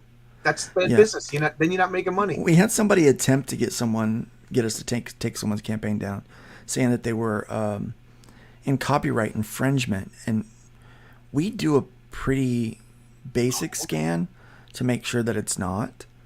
And I said, well, based on what you've told me, I said, and based on our terms of service and our legal team that's looked at it, we don't think that they're in any violation. They're not using any original art or anything like that. They're within fair use of what they're doing. It's public domain character. And I said, so you're going to have to take that up with them. As far as we're concerned, we're satisfied. We're satisfied. I come to you with Lightning Man, and then halfway through the campaign, you find out it was my friend Mike's all along. If he can prove that it was his, then yeah, we will take your campaign. I know that if a funny story, my very first time I ever used the green site, I backed a game called The Doom that came to Atlantic City. Guy raised $150,000, took it all, and I couldn't wait. This game, I'm a Cthulhu guy. It's a Cthulhu Monopoly game, and the guy who developed the game, told a buddy. The buddy went and took that $150,000, and then Cryptozoic ended up publishing that game and sent me a copy. Good. That was nice. 5-6 years later, and stupid me, I'm like, I got my game. I'm like, I backed at the grand tier metal coin level, and I didn't get them. So I'm yelling at this poor guy, and the guy goes, "Well, sorry." And then I heard the whole story, and I'm like, I apologize. So, that's the kind of stuff I guess you gotta. So there are occasions where we would take someone down if they've been approved, and but again, it's like copyright infringement, or if the law would come to say, hey, they're, if the federal government gets involved, if we're investigating them, you've got to seize all of this information. Yeah. Well, you got to comply. Then we got to comply with the law. Comply with the But law. that's in our terms of service. In fact, we had some people complaining about our terms of service, saying that we actually copied our TOS from Indiegogo, which we did not. But what we did is we used the exact same headers. The reason why is because we understand that the pink site and our site are the primary user that's going to be using our website is probably going to have been using IGG. Right. So we wanted it to where you can pull up our terms of service and their terms of service right on the screen together, and apples to apples compare, so that there is complete transparency. Okay, that's good. And believe it or not, people found fault that we used the same headers.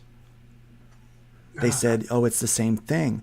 And there are certain areas where it is verbatim, word for word, because that's boilerplate boilerplate text from the legal from Right. the legal You documents that talked are out about. there. I understand that there's going to Right. be Yeah. overlap because you talked about the same. It's the Legal same service. industry. It's the same service. It's the same legal precedent for it.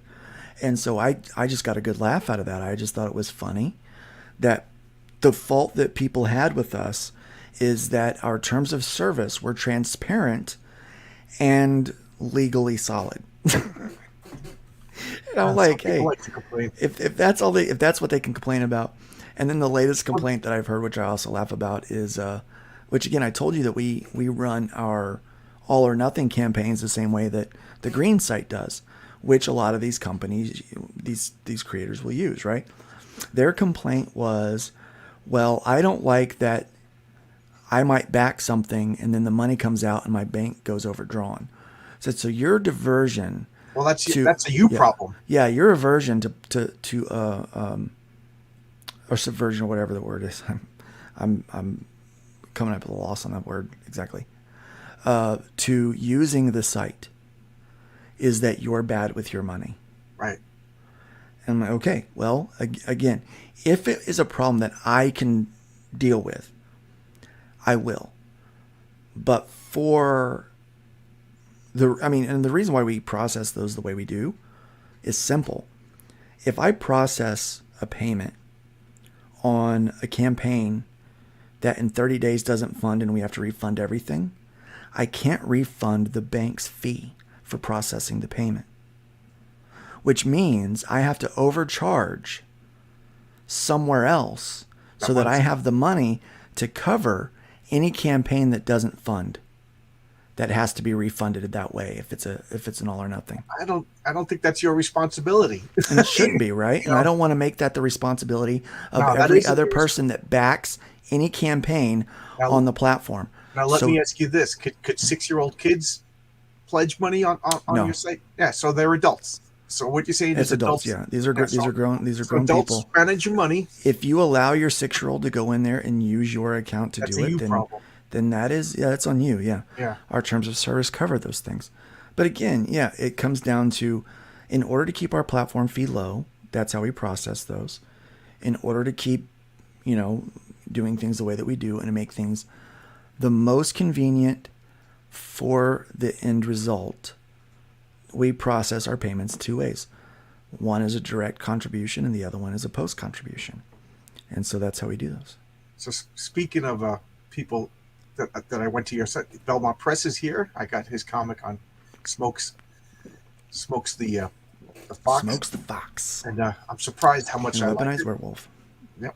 And Weaponized Werewolf. You're absolutely Mm-hmm. right. Weaponized Werewolf. I liked it because it was two sides of a story, and one was pretty scary, if you ask me. So, you have some videos you want to show? Sure, yeah. I just want to show off a campaign we've actually got running Sure, right now that'll on be From My fun. Comic. I'll bring it up. So I do a lot of work with Arrow Comics, obviously. And one of the things that we have been working on is this project called Out of Obscurity. I was a part of a chat group that, people will make these DM groups in the, Twitter and things like that are intended for I'm trying to be very sensitive in saying this. You know what? I'll just be mean. They create these groups so that they can have a group of yes men, people just to placate them and tell them everything they want to hear. And I got shoved in one of these groups, and I have very little patience for those kind of things. But as I was in that group, I noticed that this person was asking for advice on something that they had produced. Normally, if you ask a group of creators that have been doing this for a while advice, you're going to ask them on the early stages so that you can actually make changes. You don't ask them on a finished page that's colored and lettered for advice. Because if you ask for advice, the word advice, you're going to get advice on how to make that better. And then to have, to throw a fit and have a hissy fit, basically, like a man-child, that you gave me pointers, you gave me advice that would require me to go back and redo this and cost me more money. Well, that's on you. That's not on me. That's you. That's not me. Right? So I was a part of this group, and this person had asked for advice. and someone had presented the advice, which everyone in the group agreed with, and they proceeded to have a hissy fit. You know, it's tough to when you make something Yeah. and then somebody doesn't love it as much as you, it does sting a little bit. Right, but the question is, do you got to be do mature. you about want your peers that you're asking for advice to tell you the truth, Do you want or do you praise want or the do you want advice? fans? Yeah. Right, or do you want the fans to rake you over the coals? And really, honestly, most of the fans aren't going to tell you that your book sucks. They're just not going to buy it. You know, whereas like, yeah, I'm going to tell you where it needs advice or where it needs work, which is why I've got my group of people, or I pay my editors to do that. Tell me what needs work, so that customers will buy my book, because they speak with their wallet really in the end. So anyway, this guy winds up throwing a fit and leaves the group, and goes nuts, and so everyone's complaining about him, and I said, you know what, there's a lot of talent here, let's not waste our time with that. Let's just decide to make something. Let's make something with this group. We got a lot of talent. What are we going to do? And we pitched out some ideas, and I said, look, I had an idea about doing an anthology based on public domain characters. And so we started pitching around ideas and thoughts. We decided to launch this book called Out of Obscurity, which I believe I'm sharing on the screen. If you want to. Okay. You want me to put it up now? Sure, yeah. You got it. So we started working on this book called Out of Obscurity, which is, it takes public domain characters that might be lesser known in some cases, and still, in others are maybe known, but maybe haven't been addressed for a while. And so it takes these characters, and it's creators that have few credits to their name. Okay. So in some cases, this might be their first publishing credit. And we wanted to really give some of these younger guys a learning experience. So what's it like to work with a publisher, to write a script, have the script critiqued by an editor, go back and make changes, then have a creative team approved by an editor, and then work with that creative team to come up with the end result, and then just kind of work on all of those stages and processes together. And so that's what we did. So we started working through that, and we come up with this Out of Obscurity. Cool. Which, I'll just play the trailer for you. Okay. Get ready for an exhilarating journey into the boundless world of imagination. Welcome, comic book enthusiasts, to the extraordinary realm of Out of Obscurity. This groundbreaking anthology, published by Arrow Comics, unveils a legion of aspiring creators, each eager to leave their mark on the industry. Prepare to be captivated as they breathe new life into obscure public domain characters, creating their own unique tales within the pages of this awe-inspiring collection. Out of Obscurity is a testament to the unwavering passion and creative prowess of these emerging talents. They have meticulously resurrected forgotten heroes and heroines, spinning intricate yarns that span the ages. Brace yourself for action-packed battles, mind-bending mysteries, and heartwarming triumphs that will transport you to uncharted territories of excitement. By supporting our Fund My Comic campaign, you become an essential part of this historic endeavor. Together, we can catapult these aspiring creators towards their dreams of comic book glory. Join us on this epic odyssey and witness the birth of new legends. Your generous contributions will not only help us bring Out of Obscurity to life, but also grant you access to exclusive rewards, including remarkable artwork, signed copies, and behind-the-scene glimpses. Embrace the spirit of adventure, for within these pages, untold wonders await. Together, let us ignite the spark of greatness within these visionary talents and redefine the landscape of the comic book universe. Be a part of history and make Out of Obscurity a reality.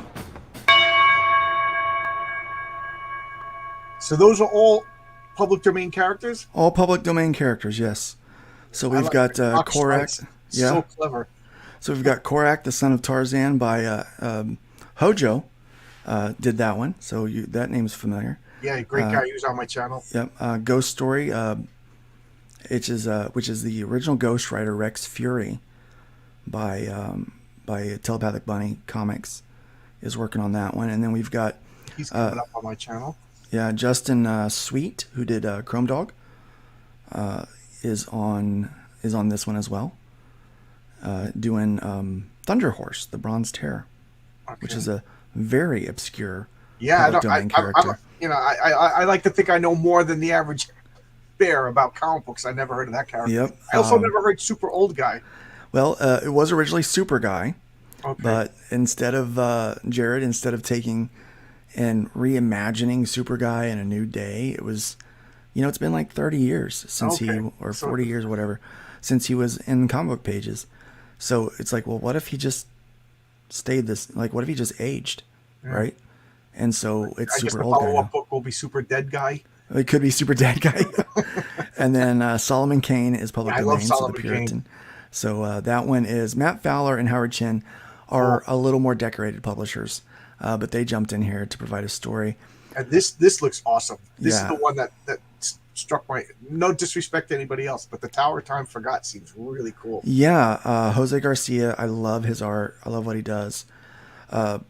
Very cool looking book. Very excited about that one. And then The Clock Strikes, which is by R.J. Carter. That is so clever. The clock strikes. So Yeah. the hero is the clock. That is Yep. that is so Yep. so pulpy. I love it. It really is. And so if we will be Daredevil, adding, we will be adding Not Daredevil as an extra story if we hit our stretch goal. And so we have some stretch goals. We just haven't reached any of them yet. We haven't reached our printing goal. Like that's the funds. How that we old need is to this raise. campaign? We've been doing this for a couple of weeks now, so 29 days. So Send me we're all the about links. a I'll month put in. all the links in the description. Yeah, so we're about 30 days into this thing, and we've got another week to go. There may be an extension. I'm not sure. So we'll see. We'll see. But yeah, I'm pretty excited about it. The work that's gone into it is really good. These creators they've worked their backsides off on this stuff, and so I'm pretty excited about it. $10 digital. I mean, you can just grab a $10 digital. Well, what do you find? Do most people want a physical copy, or do most people want a digital copy? It depends. It varies these days. Okay. It really does vary these days. Most people do want physical, whippersnappers. but not everybody can afford the physical. Yeah. It's $25 for the physical copy of this book. It's going to be probably somewhere between 90 and 100 pages by the time it's all said and done. And Considering a modern Marvel comic is what, $6 now? yep. Mhm. And So while I'm here, I'm just going to show off the website yeah, sure, a little bit. sure, if you want. So we do things a little different here. When you're on the green site and the pink site, you can choose a reward, and then you have add-ons and another stage, another step that you go to. Right. But you can only choose one reward, and then you can add as many add-ons as you want. But like one of each of those add-ons, right? And we wanted to do more like an e-commerce site. So here, if you wanted a digital copy, you could choose digital. Or if you wanted to get rid of that digital, you could just pull it out of the cart. But you notice there was a number there. So if you see like this, I Yes. want this physical copy. And let's say I want 3 copies. I want one for myself, I want one for a friend, and I want one to collect. Or what if you own a store? You own a physical comic book store. Well, then I can get up to 5 of them if I want at Okay. that price. But at that stage, what I would say, if you own a physical comic book store, talk to me directly and I will hook you up because Okay, there you go. we do retail pricing. Okay. There you So go. $25 plus shipping, and I notice I put here, use code SHIP2 when backing multiple items to save on shipping. Okay. Okay. So if I go to my cart, it's going to pop this up, and you're going to notice I got to sign in. So we're still working on this where it shows the cart. The cart shows empty, but we have security things in place that you can't purchase until you're logged in. Makes so you sense. just create your account and be logged in, and you can see your cart. All right. We're working on to where something that we changed when we made the latest update made it to where you couldn't see it if you weren't logged in. And we're not exactly sure what little line of code caused that. We thought we found it, but that wasn't it. Okay. So ideally, you want people to be able to see to still be able to see it, yeah. Yeah, but you So- can't buy it unless you're logged in. Yeah, but That makes sense. if you're logged in, everything works fine. If you're not logged in, it just shows that you haven't chosen a contribution, but you have.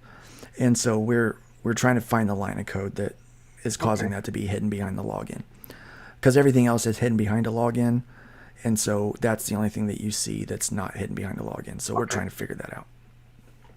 But again, that's what happens when you have, this massive powerhouse of a crowdfunding platform, and you keep adding new weapons to the outside of your Twisted Metal car. Yeah. It just, you have to work with that. So I'm going to choose no tip, so I don't have to worry about that And field. that guy runs the place as a jerk. Don't tip him. Right. Well, here's the thing. Here's about the tips. People need to understand this. If you want to get on the featured page, like up in the front page in the featured section, your backers have to tip. That's the algorithm right there. Okay. So if you want your campaign featured, your backers have to tip. The more tips you get, like the quantity, all right, the number of tips, of individual tips, the higher up on the list you go. The larger the sum of the tips that you raise, the longer it stays on the front page. Okay. So the quantity, number of individual tips, the higher on the list it goes. The greater the sum of the tips, the longer it stays. Okay. So this tip totally benefits all of us. Okay. And that money goes directly back into upgrading the website to Okay. add new features. That's good. Glad that you explained that. Yeah. So I need to do more marketing for that. We've kind of dropped the ball a little bit on that, so we need to. Yeah, work on I had no idea what that meant. I was just joking. Right. Yeah. You I used to have a mouth. thing here up the top that said it, and people didn't like it. And so I'm like, okay, well, I'll do away with it. But now I've got to find another way. Yeah. Well, how you got to get the information out? Right. Yeah. All right. So we're not going to tip this time, but he says use Ship2 to save money on shipping. So let's try that out. Ship2, hit apply, and it saves $12 discount. That's great that you tell them that. Yep. Tell us that. Yeah. So if you're going to use Ship2 is a straight $4 discount off of each item it's applied to for shipping. Well, it takes it off of the actual sum because the shipping is calculated after. So, but it basically saves $4 off of the total for that item. You can put it on any item that you want. If you don't want to create your own code and have your own code set up, if you want to use our site default is Ship2. So I'm going to ship 2 items, or you can ship more than 2, but it's a minimum of 2 items. So it takes $12 off. I'm going to make this a regular contribution. I can also choose partially anonymous or fully anonymous. Oh, I'm just going to say regular contribution. Then you choose your credit card, and then you choose your address. You have to fill that out for us. Your credit card in your. Yeah, let me go ahead and fill that out for you just so you can see that real quick. So as you can see right here, it says that the shipping is $8 per book, right? So we're taking $12 off of that total amount of shipping. So you can see here, shipping's been added up to $24, but we're taking $12 off of this. Yeah. So it makes that shipping out to be about $12. Okay. So your total for 3 books is going to be $87. And now you will do a pledge, a one-time pledge, instead of having to go back in and pledge 3 times or multiple times, or have to have multiple tiers that equal up to be able to do 3. Yeah. You can literally make an a la carte That's what I experience said. for your It's backers. pretty simple, pretty easy to use. Yeah. And then- silly me, I like that it clicked a different color when I Yeah. I didn't accidentally click on it twice. I just like simplicity. I really do. Yeah. There's something beautiful about it. You got to keep it simple. Yeah. And so that's what we're doing here with the site, trying to keep things simple. Bronze Star, that's the other one that I backed. Yeah, Bronze Star is great. That one is shipping soon. Yeah. Mike Barron, Pat Broderick. Yeah. How Private American. So I didn't realize I used your site. Well, for you a may while. not have gotten Private American on here. One of the things that we added is you see, oh wow, we raised $81,000. Well, actually, it has raised $81,000, but it's $77,743 on other sites. was Okay. raised on other sites with 1,574 backers. Well, so that's we have good this because transparency thing here. Yeah. but- Yeah, well, people want to feel that they're joining a winning team. Right, exactly. And he's closed all of his other campaigns. So if you have run any campaign and you have closed your other campaigns out, Yeah. then you've got the ability to aggregate those totals here so that Yeah. people can see what you've actually accomplished. And Mad, no, I didn't make the bird dance because I'm not on my channel. I'm actually just I have no idea what you're talking about, but it sounds well. fun. So on my channel, I have this little bird whenever someone backs or raises money while I'm streaming, we joke, we say we're flipping the bird. Oh, I got Okay, you. so yeah, they flip me the bird, and then I have this little dancing bird that I play, and so unfortunately, I'm not in my StreamYard. I am a guest on the Long Box, as you can see. And thank you for linked bringing your hordes with us. Yeah, well, I want to make sure that everyone that's coming from my channel make sure to like and subscribe to your channel. Oh, thank you. So that they can get your contact and get your content, because conversations like this with creators is so needed.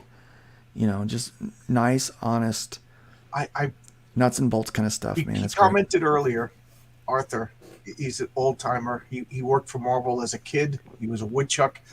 He was the kid that would Stanley would he would go to Jack Kirby's house. Jack Kirby would give him artwork, and then he would get on the train and go to Marvel. So he was a little kid working as a woodchuck at Marvel. So me and him had lunch today, and one of the things that we were talking about is there's really no more Stan Lee.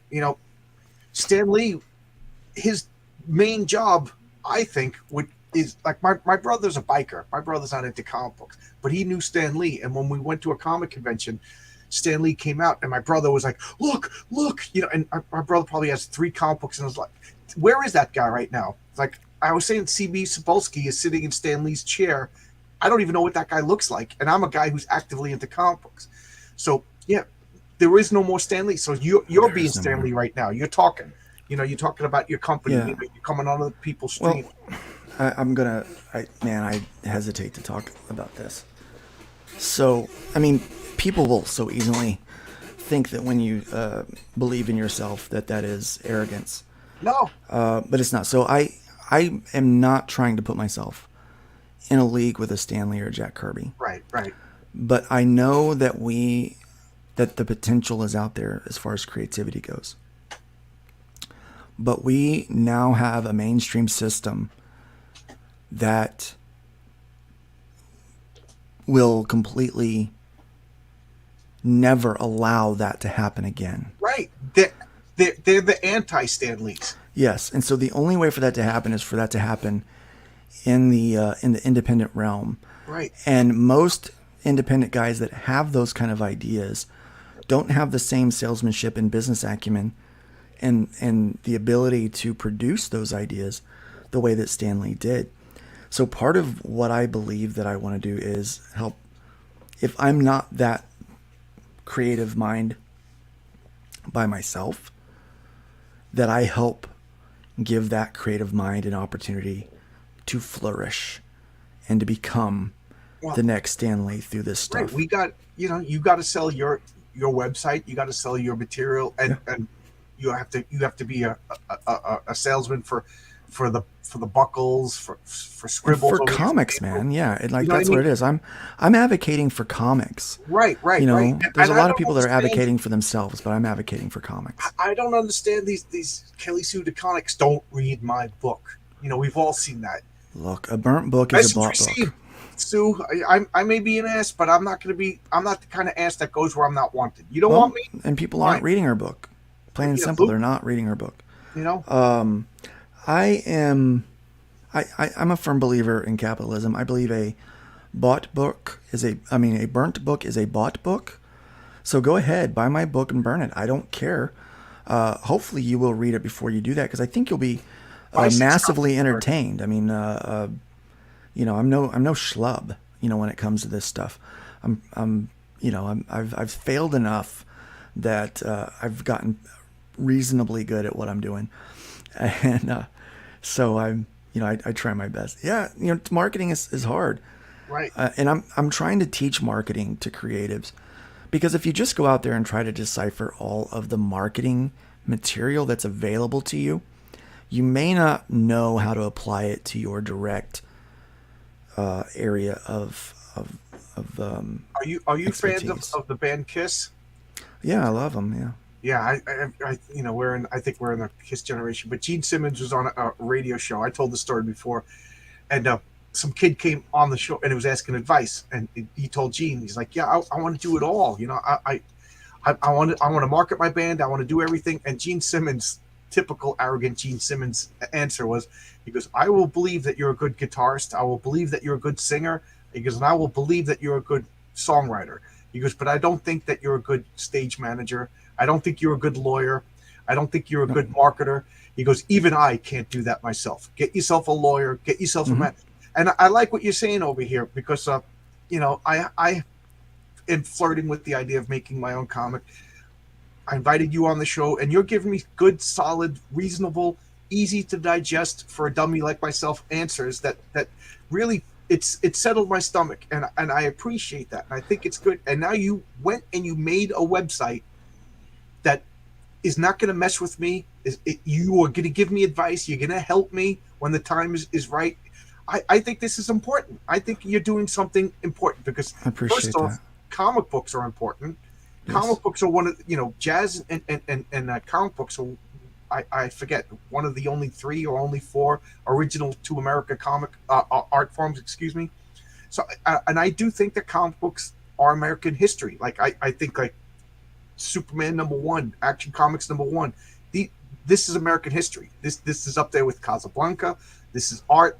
So I goof around and I'm silly, but I do think that comic books are important. They taught me to read. I couldn't read. They gave me wonderful stories. I think they gave me a sense of like justice and civics and patriotism. They formed a culture that I think brought a lot of oddball, outcast kids back in the 80s. Us comic book people, we didn't fit in. No, we didn't. And they gave us like an identity. And so what you're doing, I think, is good. It's a noble thing. It's an important thing. Off my soapbox, back down to a normal person. I appreciate that. I mean, that's what I'm trying to do, and I'm part of part of that developing. There's nothing wrong with that. Yeah, part of that developing trust is, if I had come on here and I told you I don't know how to sell a book, you're not going to trust me to help sell your book. Even though I'm not directly in charge of marketing any of your books individually, I'm in charge of marketing Fund My Comic. Right. But right here, as I am marketing Fund My Comic, what are you guys seeing? You're seeing the other books that have made it to the featured page on Fund My Comic. Yeah. And I'm seeing a bunch of different genres. I'm seeing vigilante justice. I'm seeing cowboys. I'm seeing superheroes. There's sci-fi, all kinds of stuff, dude. Yeah. Isn't it kind of weird that comic books are dominated by superheroes? Can you imagine turning on the TV and the only thing on TV was hospital dramas? Well, that's almost feels how it is these days. Yeah. I will say this: if we go to Explore and we go over here to games, I believe a new game is launching. Oh, TTRPGs. Okay. Yeah, we have a new game that is launching. Mine is closed right now, but we will be opening that back up soon. Okay. But yeah, we have a new one that is. This campaign is approved, but it has not started yet. It launches on the 22nd. So this is a tabletop role-playing game. Yeah, this is a tabletop role-playing game. Cool. So as you can see, we have multiple categories. What we wanted to do is set this up like a comic book shop or a comic book convention. Okay. Where you can expect to find comics, graphic novels, manga, books, magazines, role-playing games, board games, video games, card games, collectibles, miniatures, apparel. We have a dedicated digital market. Okay. So if you're selling digital copies, then you can put that on there. We just added music so that we could bring in Edge of the Blade. So we have our first band on here. Oh, There cool. actually, we got another site that we're launching called fundiverse.com, which is going to be for movies, music, tech. When you're Yeah. when you're hanging out with Jeff Bezos and you're lighting your $100 bills on fire, just remember the little guys like me. Well, I don't know if that'll ever happen. I grew up poor, so I will never probably light a $100 bill on fire. And Jeff is a little weird for me, so I don't know that those two things would ever happen. I do hope one day to, just be able to live comfortably doing this and produce comic books and to be able to advocate for comic books because I feel like we need an advocate And right now. I'm not just, I'm also a customer here. I forgot that I got this too. Yep. You know? So yeah, Anvil #2 is doing really well. Yeah. They're up Just to pledged- 40, just almost pledged for that. 4,500 I got to support my buddy on RJ. this website. Yeah, very excited about Anvil. Anvil's a great magazine. So yeah, we've got a lot of really cool things up there. When we first started out, people talked about our aesthetic, and I was like, look, I know a lot about branding and I know a lot about aesthetic. I'm like, I could spend ages working on getting the aesthetic right. What I need to do is focus on working with the experts on making sure that the site functions the way I want it to function, and so that everything is secure and that we can easily crowdfund. Then the aesthetics will come. But the first thing, and all right, so here's a free marketing stuff. And I don't know how long your show normally runs, but it's I'm probably gonna have to be heading out. Yeah, soon. I normally talk for an hour, but this was really interesting. Oh, okay. And I'm off tomorrow, so Yeah, normally it's a hard limit of an hour. Yeah, I just kept talking. And and I was like, you were good. you'll shut me up when it's time. So here's some free master class, I guess, stuff that I've learned over the years about branding. All right, your comic book is your product. It's not your content. Okay, it is your product, and your product is part of your brand. Okay, so you may think that Anvil is the brand, or for a lot of these publishers, it's the publisher that's the brand, right? Arrow Comics is these are both Arrow. No, that's not Arrow Comics. This is Arrow Comics. Chrome Dog is Arrow Comics, and Out of Obscurity is Arrow Comics. My book on here is Arrow Comics. So we have a lot of Arrow Comics properties on here. So that's kind of its own brand. Fund My Comic is a brand. Luke Stone Studios is a brand. John's Longbox is a brand. So what we don't realize is that we have a brand. So Anvil is a brand as well. Now these brands are more than just words, and they're more than just logos or pictures that are manipulated to create something aesthetically pretty, colors and lines. We think that's what branding is. No, what real branding is, John, is taking a human value that your core group of customers, your preferred group of customers, feels on the daily. Taking that value and associating it with the thing that you have. In my case, it's Luke Stone Studios, it's Arrow Comics, it's in the case of Fund My Comic, particularly since that's what we're talking about, my brand for Fund My Comic, the values that I want to be associated with the brand, irrespective of the logo, of the site colors, of all that stuff. When I say green site, you know which one I'm talking about because Right. it's green. When I say pink site, you know because it's that one. We understand that because it's all part of the brand, but we associated those brands based on the experience with the site, right? We're the gold site. I don't know if you noticed that or not, but we're the gold site. Okay. So, if you will, the gold standard for crowdfunding comic books and Clever. games. Clever. Yeah. So for those brands, what we really are doing is whatever that logo is, whatever that color is, whatever that look, the thing that you see and that you associate with it, Fund My Comic or FMC, when you're not seeing the logo and eventually you'll spend enough time in relationship with it to where that logo, it's aesthetically pleasing, but it starts to create an image in your head. But that image is now connected to something in your heart. And the three things in your heart that it's connected to is freedom of expression, fierce independence, and trust. Okay. Those are the three values that you feel and that I feel and that everybody watching this right now feels. Everybody that ever walks on that site, they know what they want to be free to express themselves the way that God made them to express themselves. They want the ability to be fiercely independent, to run their own business and their own lives the way God intended them to be able to do it. And they want to be able to do that with this core trust that is unwavering and unshaking. Good.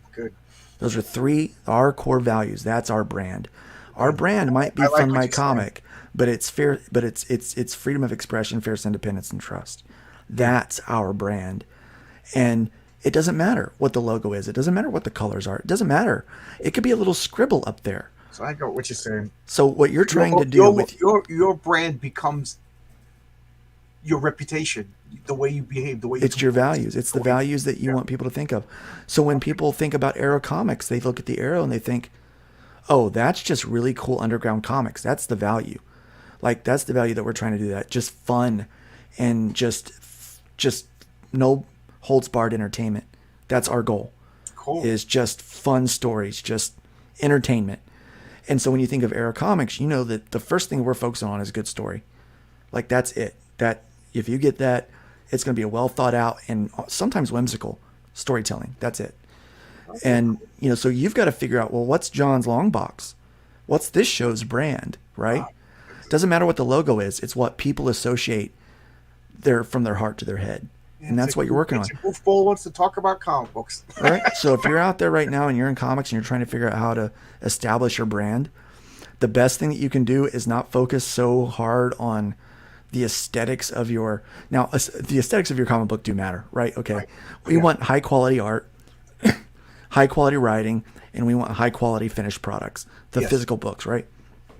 You want that as part of your brand. But what you want to do is you want to take the values that people hold dear and you want to associate those values with your name. So if you're out there trying to market your comic book, that's the first step in selling. Like, what are the values of the people that you are targeting? And how can you associate those values with your brand, with your name? Cool. And whatever logo, whatever brand, whatever image you decide to associate with your name. So that's cool. I like it. I like what you're saying. Yeah.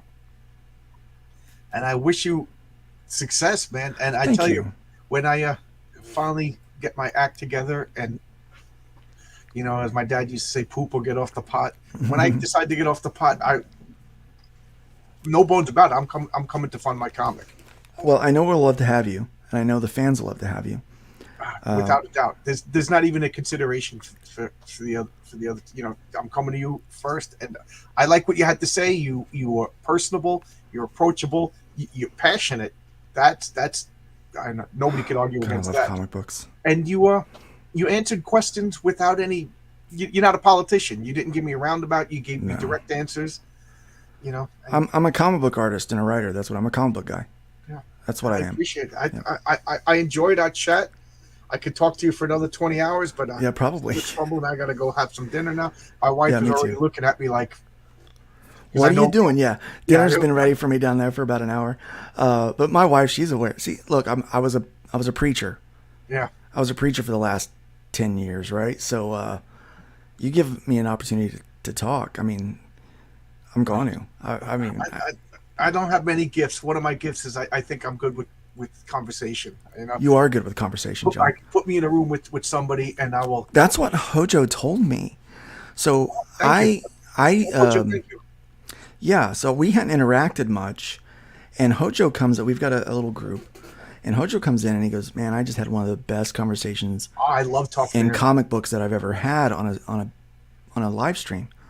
And I was like, "Really? With who?" And he was like, "Well, John from John Longbox." And I was like, "Dude, you gotta introduce me. I would love to talk comic books." He was the one that sent me a message, said you got to talk to Luke, and I said, "Yeah, sure." You know. And so I'm really glad that he did, and he was right. Me too. You're a great conversationalist. You ask great questions. This was easy. Like, this was easy. Sometimes, you know, you go on these things and you feel like it's like pulling teeth trying to get to something that's going to be sound biteable. And I think, man, tonight there's been a lot that have. You could easily clip and quote. Yeah, you were easy to talk to. You know, it was a pleasure. My wife was sitting there listening, which she never does. I think when you talked about Skillet, that got her to come down and listen. Yeah, well, and Hojo is good people. He is good people. Ronan said this. Yeah.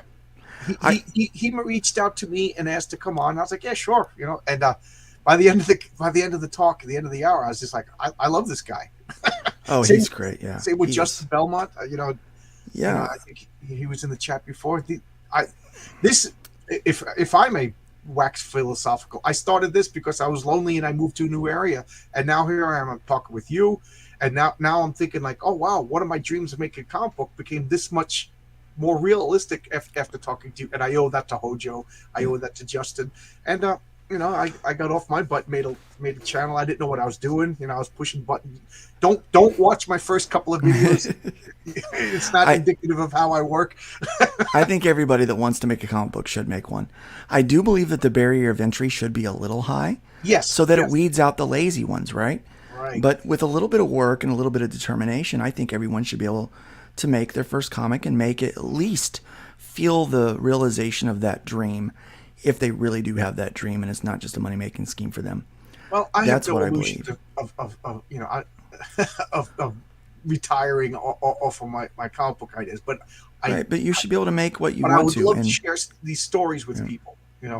And I think part of my calling is to help make that barrier of entry a little less painful. To release. But you are right. It should be a little painful, because otherwise, because if it's flooded, if I go online and I'm back in comics and I'm getting crap, I'm going to move on. Or you're back in a bunch of books and no one's fulfilling. I just spent $25 on this garbage. So I understand what you're saying. That you're being smart by having a standard of quality. Yeah. All right. Anything you want to say before I got to go? Go back some comic books and Fund My Comic, guys. Yeah, everybody. Yeah, I've done it. I'm not just a hair club member. I'm the president. If you remember those commercials. I think you should go buy some more. Buy some more comics. Yeah. Like and subscribe. Be sure to share this out. Let people know about John's channel.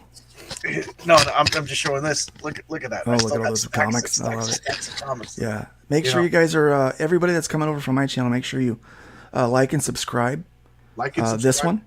And everyone from your channel, if you would go ahead and come over and go over like and subscribe mine too. The links. I'll put them in the description. Yeah, absolutely. I will be streaming tomorrow morning at 9 a.m. We do a long form stream from 9 a.m. to noon on Thursday mornings called Nerd Bacon, where we talk about the news. We have Randy Zimmerman, Pedro Ang, Whiskey comes on there. Sometimes we have some other special guests, and we talk comic books in the industry. We talk insider stuff, and it is a little goofy, a little silly, but we try to keep it safe for work. But it's very much a long form conversation. I'll get my coffee and I'll watch your show tomorrow. Yeah. We intend it for people to be able to listen to while they're working.